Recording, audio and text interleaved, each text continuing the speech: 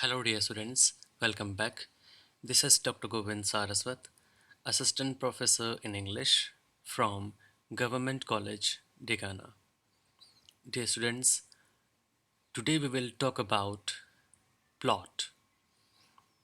In my previous lecture on tragedy, I have already told you that according to Aristotle, there are six essential parts of a tragedy, and plot is also one of them. According to Aristotle, plot is the soul of a tragedy. And before I explain what do we mean by a plot, let us talk about the difference between plot and story because general students they get confused between these two concepts, plot and story. Story is the actual incident and happening from the very beginning up to the very end. It covers everything.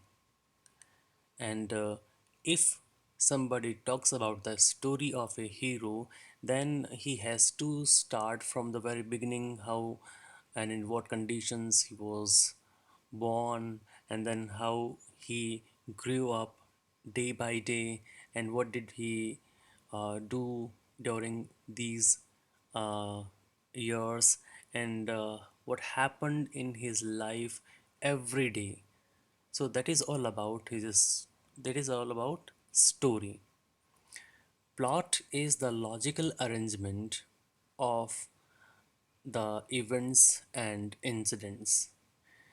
A writer selects some important events and incidents from the story and arranges them in such a way that he can present it in a better way, so that we can so the readers or the audience they should be concerned only with those things which are essential for the proper development of that action.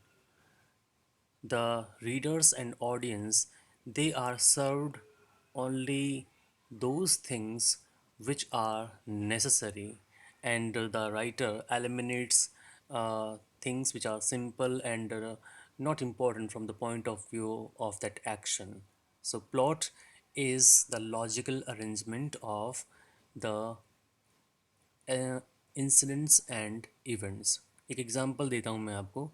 एक जैसे हम कोई भी movie देखते हैं, suppose पुनर्जन्म की, तो क्या स्टोरी स्टोरी जो होती है वो, जैसे मैंने भी बताया है कि बर्थ से लेके फिर डेथ तक की जो भी चीज़ें उसकी लाइफ में हुई हैं डे बाय डे, वो सारी उसकी स्टोरी में है. तो अगर आपको पुनर्जन्म की कहानी देखनी है तो क्या आप बैठे रहेंगे जब तक वो बड़ा होएगा?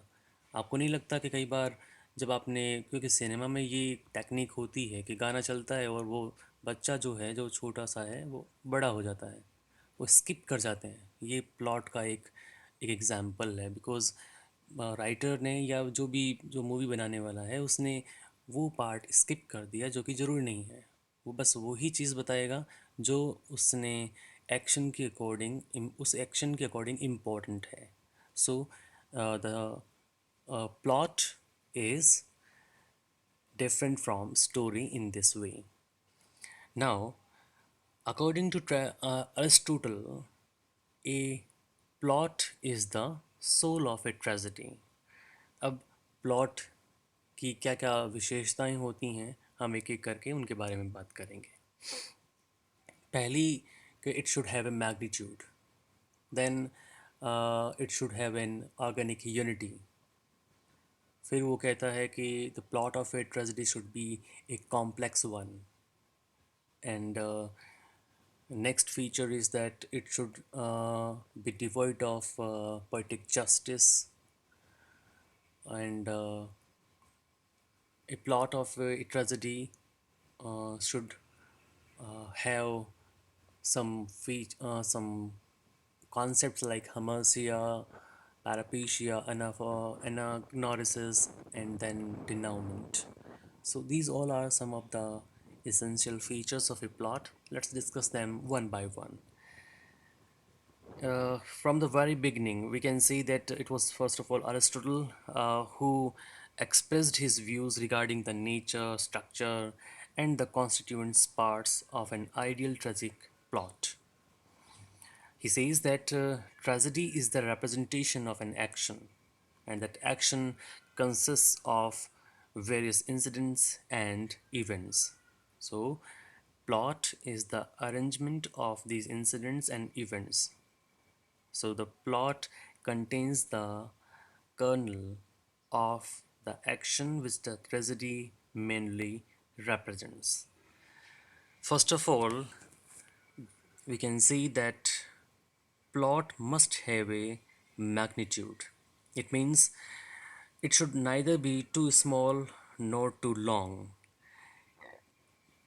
If it is too small, its different parts will not be clearly distinguishable from each other, as in the case with living organism. And if it is too long, the general memory will not encounter it as a whole. So within these limits, the plot should be as large as possible, larger the better. Then Aristotle says that the plot of a tragedy must be an organic whole, i.e., it must have an organic unity in it, the unity which we uh, perceive in our body. It is not the mere mechanical unity, the formal unity of parts, and outward symmetry of form, but an inward principle capable of admitting the complexity of living things while also possessing the vital relation to their parts. So, this is what we mean by the organic unity of a plot. Then Aristotle says that there should be a unity of action. The plot must deal with only one action. There may be a number of events and incidents, but together they must constitute only uh, one action. The incidents impart varieties. Okay, but unity results from the fact that that the incidents are so arranged that they all tend to the same end or catastrophe. Thus, the plot may have variety, but still be a unity. This unity arises from the fact that first, every event, every incident has a logical connection with the rest of the action. And secondly, none of them is irrelevant because mm, the presence and absence should make no difference to the plot. Means to say, everything should be essential, nothing should be superfluous. We cannot add anything and we cannot uh, eliminate something. So there may be episodes also because they impart variety and serve to uh, lengthen out the plot, but they must be integral to the main action. It must not be possible to remove them or even to transfer them without causing injury to the plot. Just as every part of the body of a living creature is essential for its life and cannot be removed with injury to it, so every incident must follow each other inevitably. Otherwise, the episodic plots are the worst of all. Then Aristotle says that this organic unity of the plot should be accompanied with two things: probability and necessity. The plot must deal with such action which is possible according to the laws of probability and necessity. Probability implies that the tragic action must be convincing and credible. If the poet deals with something improbable, he must have that skill to make it convincing and credible. The dramatist must procure the willing suspension of disbelief for the events and incidents which form the plot. Thus, a convincing impossibility is to be preferred to an unconvincing possibility.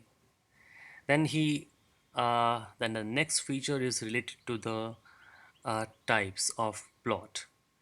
Aristotle divides the plot of a tragedy into two parts, simple and complex.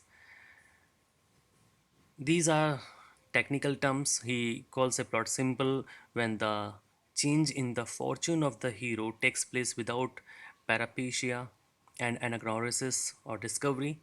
The peripecia is the change in the fortune of the hero, and discovery the change from ignorance to knowledge. And the plot is complex when it involves one or the other or both. Aristotle prefers a complex plot. An ideal tragic plot must not be simple.